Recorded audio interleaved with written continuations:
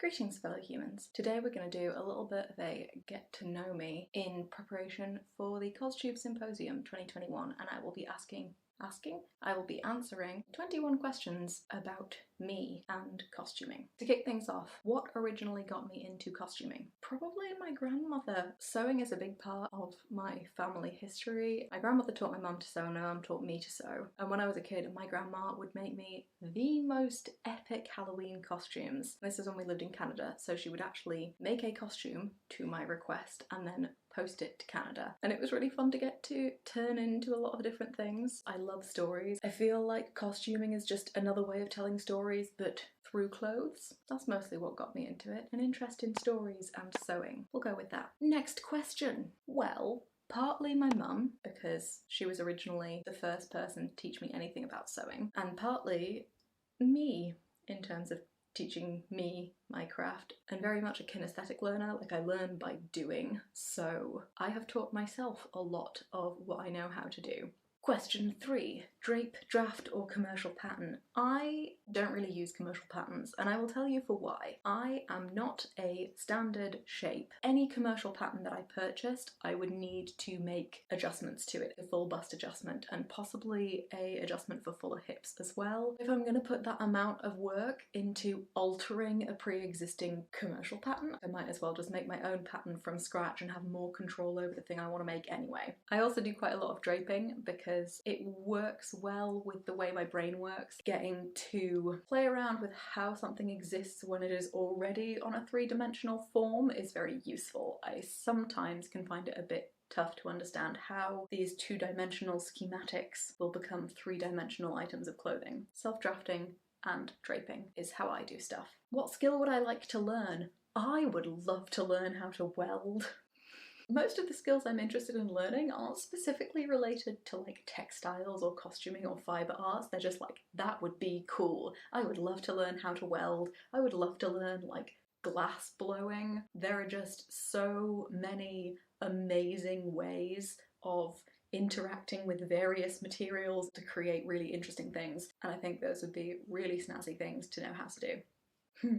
What fabrics are in an online basket that you would love to buy?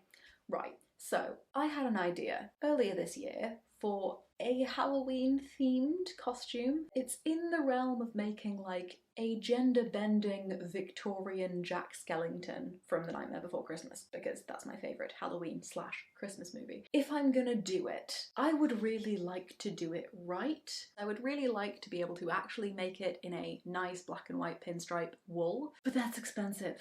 Very expensive. I'm actually planning on making a costume sketch video for that and creating a coffee goal to basically fundraise for that project. So yeah, keep an eye out for that if you want to see a Victorian gender-bent Jack Skellington, I guess.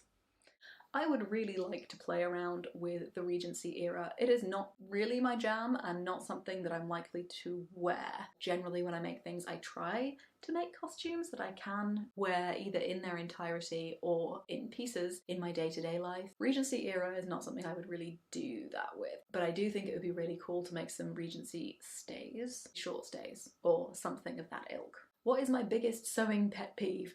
I'm not trying to come for anyone, but something that really annoys me when I see other people do it is wasting fabric. And when I say wasting fabric, I mean like the way that they lay out their pattern pieces is very heavily spaced out, and there's just a huge amount of fabric that gets essentially turned into scrap. And I think it might just be that, you know, I learned sewing from someone who grew up with a very small amount of money available to purchase materials for sewing. She learned from someone who also had very little money to purchase materials for sewing. So the idea that you would place pattern pieces, even like half a centimetre, half an inch further apart than they actually needed to be, is like sacrilege. Like, there are literally points when I'm watching sewing videos from other people that I will just let out very small exclamations of outrage. And I think it's just like a thrift thing. That's my biggest sewing pet peeve, fabric wastage. I do a lot more of it.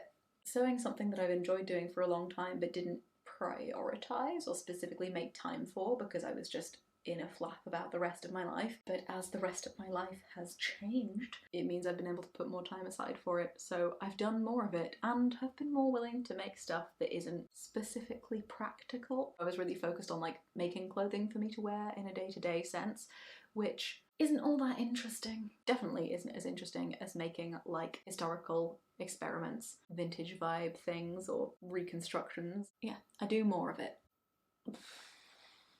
This isn't specifically related to sewing or to costuming. My health has always been relatively changeable. This year I was diagnosed with a whole host of stuff that I've basically always had. I was diagnosed with ADHD, I also have hypermobile spectrum disorder, and like some other stuff going on in the background that's still being investigated. It's really made me realise that I have been very self-critical for a very long time, and have been really hard on myself actually about what I should be doing and how I should be doing it. Going through the process of learning this stuff about myself has really made me realise that I was expecting myself to exist at a rate that wasn't reasonable for me, and that I was incredibly cruel to myself about how challenging I found that. So what I learned this year that I'm most proud of is it's okay for me to not be able to do some stuff, and for me to find stuff difficult that other people don't.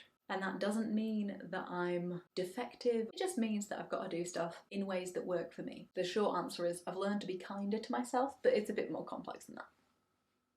Because there's like some stuff in there that's... Anyway. What costume would I like to revisit? I would really like to go back to my Gibson Girl blouse, or I would like to go back and make another Gibson Girl blouse. I'm very proud of what I managed to create with the first one, but I think I'd now be able to make a better one.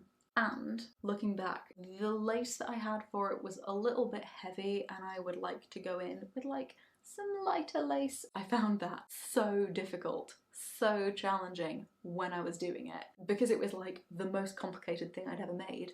At that point, I think I would have an easier time now of making the same garment. I have so much more knowledge that I'd be able to bring to it, so I think I'd just be able to make a better Edwardian blouse, shirtwaist thing. What is the most useless sewing tool I've ever invested in?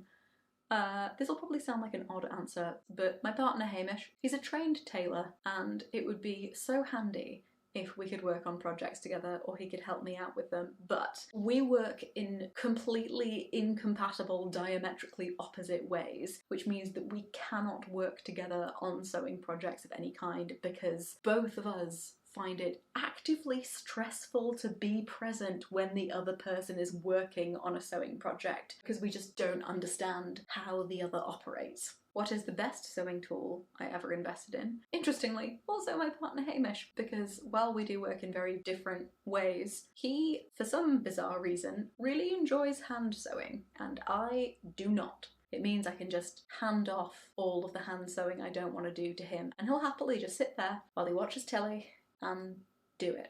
All of the sewing tool questions. What is my favourite sewing tool to use? So Hamish...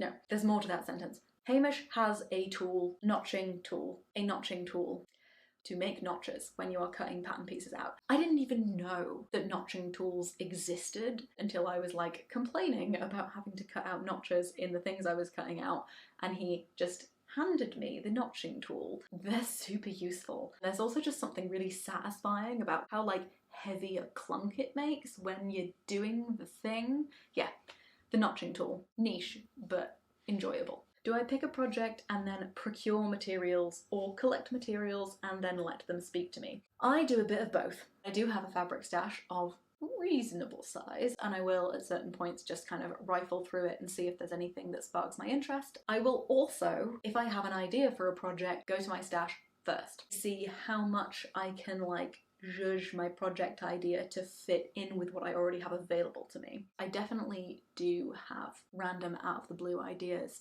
for projects, and then acquire what I need for them if I don't have it already or don't have something that I could use. with some squidging. Little column A, little column B. What are my goals and plans moving forward? Well, I'd like to keep making videos on here. I would really like to grow my channel to the point where it is self-sustaining. That would be really cool. Making that gender bendy Victorian Jack Skellington is a big one. I have a couple of other projects that, like, there's no specific timeline to them. I don't need to make them by any specific point, but like, they're important to me to make. We shall see. A lot of my ideas are kind of very, and I usually have too many of them. I have a whiteboard in the sewing room with my project ideas written on it, probably enough to last me well into next year. So for now, in terms of goals, we'll say keep making videos, grow the channel, get monetized, and make my gender bendy Jack Skellington. Only 4 goals of millions. Do I have any sewing assistants, otherwise known as pets? I do. I have 2 cats. Well, me and Hamish co-own 2 cats. Tea Leaf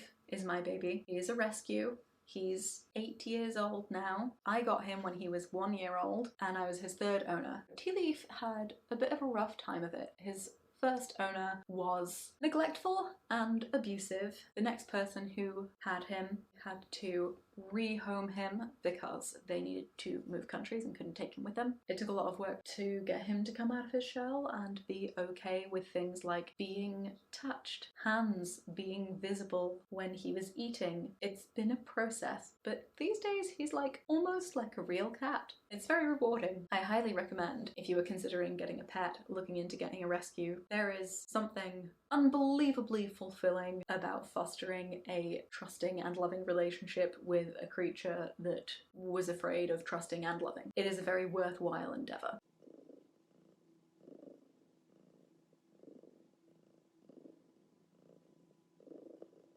On the flip side, there is Twig, the big fluffy one. We got her 2 years ago. She was a 13-week-old kitten at the time. Someone who lived in our local area who had taken her on realised that maybe having a very small kitten and an 18-month-old baby that was just starting to toddle and grab everything in sight wasn't the best move.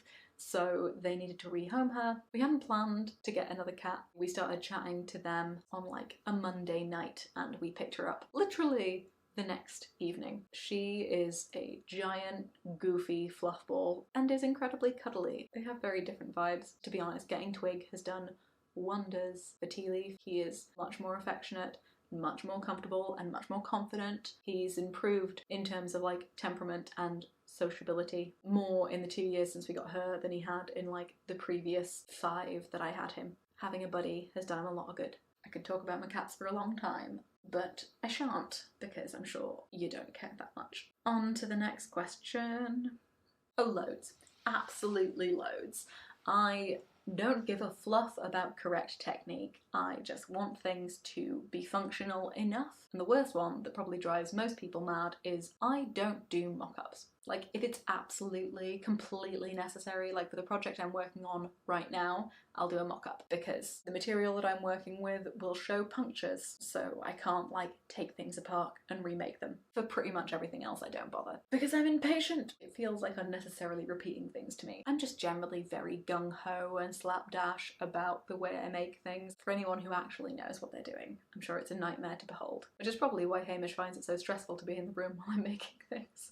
He does know what he's doing, and he knows everything I'm doing wrong. And he also knows I won't pay any attention to him if he tells me that. Machine sewing. Barefoot socks or shoes on the pedal. I am literally incapable of judging how much pressure I am putting on my sewing machine pedal if there is the sole of a slipper or shoe in between my foot and said pedal. So barefoot or socks. Always. Do I put my pins in parallel to the seam or perpendicular? I put them in... I put them in perpendicular. You know that thing I was saying about me and Hamish being incompatible in terms of working on projects? Both of us put our pins in to the seams perpendicular, but we put them in opposite directions. Neither of us can sew something that the other person has pinned up because we'll just end up stabbing ourselves. What do I watch or listen to while I'm sewing? Nothing. For a couple of reasons. One, I'm a very easily distracted person. I will do something wrong on the thing I'm sewing if I'm focused on the thing I'm watching. I do most of my sewing on machine, so it's kind of difficult to listen to things while the machine's running. It makes a lot of noise, so I don't really watch or listen to anything.